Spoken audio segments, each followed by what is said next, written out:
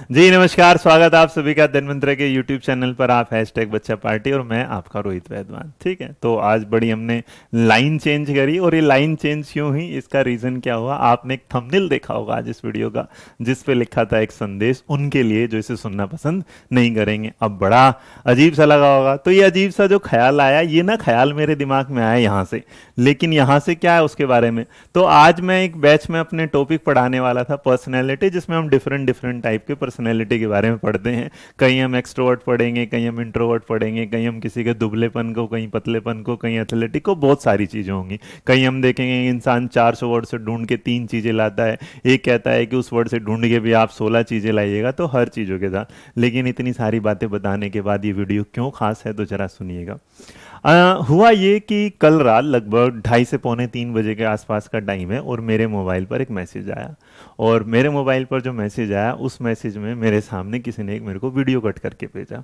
और उस video cut करने के बाद किसी ने कुछ बोला था, वो डायरेक्ट नहीं था, इनडायरेक्ट बोला था। तो बोलने के बाद शायद उस बच्चे को वो समझ में आया कि वो मेरे बारे में था, शायद उस बच्चे को समझ में आया वो किसी मैडम के बारे में था, शायद उस बच्चे को समझ में आया किसी एक और सर के बारे में था। तो उन्होंने सारी चीज़ें करके दी और करने के बाद वहाँ पर एक बड़ा अजीब सा सवाल आया। और सवाल ये आया कि क्या मुझे उसका बदला लेना चाहिए। फिर मैंने सोचा क्यों लेना चाहिए, बिल्कुल भी नहीं लेना चाहिए, कतई भी नहीं लेना चाहिए। क्यों नहीं लेना चाहिए? क्योंकि आप ना हमेशा उस इंसान को कभी जवाब ना दीजिएगा जो अंदर से ना हमेशा निगेटिव थॉट्स के साथ भर जाए, जिसको ये सोचने की और समझ की ये वाली बात से गुजर जाए कि सामने वाले की मेहनत तो क्या है जीरो और उसकी मेहनत क्या है बिल्कुल हीरो। जिसे ये लगना शुरू हो जाए कि वो तो हो गया भगवान, बाकी सारे के सारे हैं गधे। जिसको लगता है कि किसी बच्चे को, मतलब किसी इंसान को देखने वाले 1.5 लाख बच्चे सारे के सारे क्या हैं, गधे।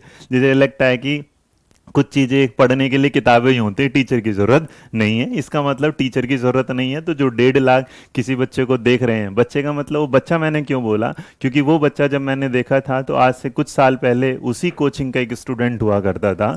और उसी कोचिंग के मालिक ने उसे एक ऐसा टीचर बनाया जिसने उसने कि एक टाइम में उसकी आंखों से आंसू आए उस टीचर के, उस मालिक के, कि उसने देखा कि उसका एक टीचर एक साथ लाइव दिखा रहा है कितने बच्चे को, कम से कम 1.25 लाख बच्चों को। और याद रखिएगा, ये नंबर बोलना जितना आसान है ना, लेकिन ये नंबर जब सामने स्क्रीन पर दिखता है ना, ये जितनी चीज़ों को देखता है वो हालत यहाँ कर देता है। तो हम जब टीचर बनते हैं तो हमें प्राउड फील होता है कि हमारी इस सोसाइटी में एक ऐसा भी टीचर है जिसे देखने के लिए 1.5 लाख बच्चे एक साथ उतावले हैं। और वो 1.5 लाख बच्चे पागल नहीं, वो 1.5 लाख बच्चे इज्जत करते हैं। वो 1.5 लाख बच्चे वो वाले बच्चे हैं चाहे जिनके घर पे वो रिसोर्सेज नहीं थे कि वो कोचिंग ले, लेकिन ये काबिल तारीफ उस कोचिंग की, उस टीचर की है कि वो ऑनलाइन कोर्स देने के बाद भी फ्री भी पढ़ाता है और फ्री पढ़ाने के बाद भी अपनी क्वालिटी के साथ कॉम्प्रोमाइज नहीं करता।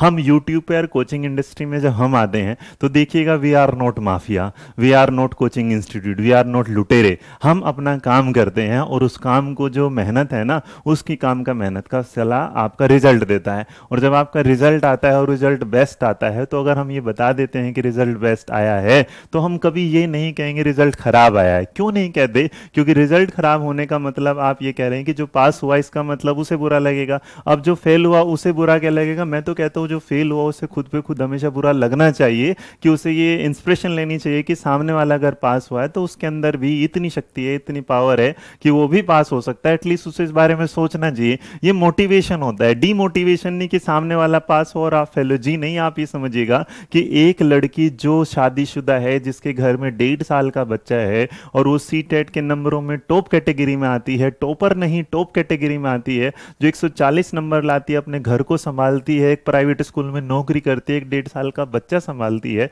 और उसका अगर टॉपर आना है तो टॉपर है वो क्योंकि उसने उस चीज को किया है जो शायद हम जैसे लोगों ने अपने टाइम में कभी भी नहीं किया। शायद उसके पास उतनी फैसिलिटी नहीं थी, फिर भी उसने उस चीज को जीता। दूसरी बात, एक लड़की छोटी सी जिसने सबसे पहले यूट्यूब पर आकर एक सनसनी के तौर पर काम किया, और सनसनी के तौर पर काम आने के साथ साथ उसने पढ़ाना सीखा, उसने पढ़ाया, उसके बाद उसने एक नाम कमाया। और कोई आके किसी को ये बोल दे कि भाई लल्लू लाली आके चैनल पे बोल जाते हैं कुछ भी। एक कोचिंग इंस्टीट्यूट जिसने आपको जन्म दिया, आपको जन्म मतलब ये कि जो कोचिंग इंस्टीट्यूट इंडस्ट्री में आना ही नहीं चाहता था, लेकिन आपने उसे ट्रिगर किया कि तुम तो ये काम नहीं कर सकते, और आज अगर उसने इतना बड़ा नाम कर लिया तो आप ये बोलेंगे तंत्र मंत्र वाला आ जाए। ये आपके पास सोचेगा, आपकी सोच क्या है? आप ये सोच रहे हैं कि 1.5 सवा लाख बच्चे अगर किसी को टीचर को देख रहे हैं तो वो गधे गधे हैं, मतलब एक पर्सनैलिटी अच्छी हो सकती है, 1.25 लाख पर्सनैलिटी का लाभ हो सकता है ये। और अगर आप ये कहते हैं कि आप बेहतरीन टीचर है, तो फिर उस टीचर के साथ आप बताइएगा कि अगर आपने दो दो जॉब लेकर उन दो दो जॉब को छोड़ दिया, आपने टॉप कर को छोड़ दिया, तो आप ये शो नहीं करना चाहते कि आप हाई हैं। आपने ये नहीं देखा कि शायद वो 2 जॉब किसी और को मिल सकती थी, शायद उन 2 जॉब से किसी का घर चल सकता था, शायद उन 2 जॉब के होने से एक बच्चा ऐसा निकल के गया होगा जिसके घर में शायद वो जॉब कितनी ज़्यादा मायने रखती थी। तो इट्स नॉट गुड ये कमिटमेंट कहना कि आपने जो दिया, आपने टॉप किया। देखिएगा कभी भी गुरु द्रोणाचार्य का टॉपर होना मायने ही नहीं रखता। मायने रखता है उसके अर्जुन का आगे जाना, मायने रखता है उसके एकलव्य का आगे जाना, मायने रखता है कि उस जो शुरुआत की गई है एक चीज, उसको शुरुआत को क्या करना है, आगे बढ़ाना। मायने रखता है कि आपने चैन बढ़ाई है, उस चैन को आगे तक लेके जाना। यूट्यूब जो है वो एक ऐसा संस्थान है, संस्थान ही बोलता हूं मैं इसे, क्योंकि अब आप अलग अलग जब इंडिविजुअल यहां आते हैं तो हर एक इंडिविजुअल जो मेहनत करता है उसकी मेहनत दिखेगी, और मेहनत को कोई किसी तरह पहले छुपा पाया है ना छुपा सकता। मैं चाहता तो इस बात को कुछ और बोलता। किसी ने ये बोल दिया कि पैसे दे के टॉपर का नाम, देखिए मतलब टॉपर मैं लूंगा तो आईएएस के नाम लेके बुलाएंगे, हम क्यों बुलाएंगे किसी को हम करने के लिए। तो ये छोटी छोटी चीजें, जो छोटी छोटी बातें हैं यूट्यूब पर, हम एक दूसरे के साथ ना मतलब डायरेक्टली कभी दुश्मन नहीं है, लेकिन इनडायरेक्टली हम दुश्मन क्यों बन जाते हैं। इनडायरेक्टली हम दुश्मन इसलिए बन जाते हैं कि हम अपना अपना काम करते हैं, और हर इंसान अपने अपने काम को बेहतर तरीके से करता है। जब वो बेहतर तरीके से करेगा तो सामने वाला या तो उसको कटाक्ष करेगा या सामने वाला उसका रिप्लाई देगा। लेकिन सचिन तेंदुलकर वाली बात होनी चाहिए कि आप अपने काम से अपना जवाब दीजिएगा, किसी का कटाक्ष नहीं। आज मैं जवाब इसलिए नहीं दे रहा कि यहाँ मेरे को किसी का कटाक्ष, मेरे लिए सवाल ये था कि अगर वो 1.5 लाख बच्चे गधे हैं ना, तो आप उनको गधे को मत पढ़ाइएगा। क्यों पढ़ा रहे हो आप, क्यों परेशान हो रहे उन गधे के लिए, क्योंकि आपने 1.25 लाख तो देख ले, हो सकता है और भी मिल जाए। तो पहले तो ये बच्चे को गधा कहना ही गलत था। दूसरी बात, अगर मैं इस चीज को लेके चलूं तो आप देखिएगा देश के प्रधानमंत्री हैं, देश के प्रधानमंत्री सत्ता पक्ष में है, विपक्ष पक्ष में भी कोई बैठता है, लेकिन विपक्ष पक्ष में एक इंसान जब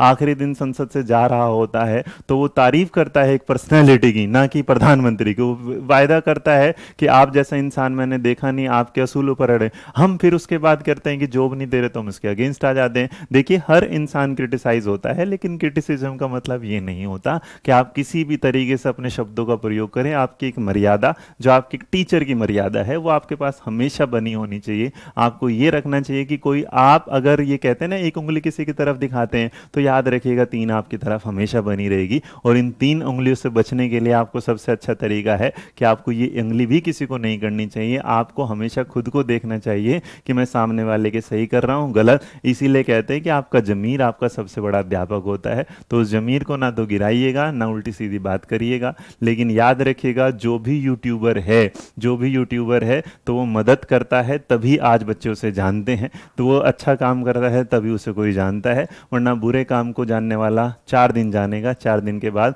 वो धीरे से साइड में कहाँ जाएगा किसी को पता नहीं चलेगा। हम वो नहीं कि कभी आए कभी गए, कभी ये कह देना कोचिंग ये करती है, लेकिन कभी ये देखिएगा कि कोचिंग जो करती है, सारी कोचिंग वैसी करती है कि नहीं करती। या ये देखेगा कि जो काम आपको फ्री में मिलता है क्या उससे ज़्यादा पैसे में मिलता है, या जो चीज़ आपको पैसे में मिलती है शायद उससे ज़्यादा आपको फ्री में मिलता है। तो इट्स नॉट अबाउट एक्सप्लेनेशन मी कि मेरी बारे में ये वाली बात होगी, या ना मैं एक्सप्लेनेशन कर रहा हूँ उस बच्चे के बारे में जिसने एक बड़ी मेहनत से अपना मुकाम कमाया है, या मैं उस वर्ग के बारे में नहीं बात कर रहा जो स्टूडेंट्स एक बेहतरीन टीचर की तरफ बढ़े हैं। हर एक स्टूडेंट 4 दिनों बाद एक बेहतरीन टीचर अगर बनेगा तो उसका सबसे बढ़िया जो खुशी होगी और सबसे शानदार जो पल होगा वो उस अध्यापक के लिए होंगे, जो अध्यापक ने उसको अपनी क्लास में सामने चेयर पर बैठे देखा था, जिस अध्यापक ने उस बच्चे से पूछा था कि क्या हुआ, कुछ समझ में आया कि नहीं आया, और उस बच्चे ने उस अध्यापक से कहा था नहीं सर समझ में आ गया। तो इसका मतलब वो लम्हा अलग था। और 4 दिन बाद वही बच्चा अगर जाके कहता है कि हाँ मैं उससे पढ़ा था, तो इसका मतलब वो प्राउड मोमेंट होते हैं एक टीचर के। तो यहाँ बात किसी की नहीं हो रही, यहाँ बात है सिर्फ और सिर्फ आपकी पर्सनैलिटी की। तो आप इस पर्सनैलिटी को ऐसा बनाइएगा कि आपको किसी की बुराई करने की जरूरत ना पड़े, दुनिया आप में देखे तो सिर्फ अच्छा ही देखे। याद रखिएगा बुरा रावण भी था, लेकिन अगर रावण बुरा था ना तो उसमें लाख को अच्छाइयाँ भी थी। तो किसी भी इंसान को पूरा बुरा कहना या किसी को अच्छा कहना आप अपने व्यक्तित्व से थोड़ा सा हटाइएगा। और शब्दों का ज्ञान होता है कि उसे बड़े सोच समझ के बोलिएगा। बाकी मैं अपने बच्चा पार्टी से सिर्फ यही बोलूँगा, खुश रहिए, मुस्कुराते रहिएगा, हमेशा अपना ध्यान रखिएगा। जय हिंद, जय भारत, नमस्कार।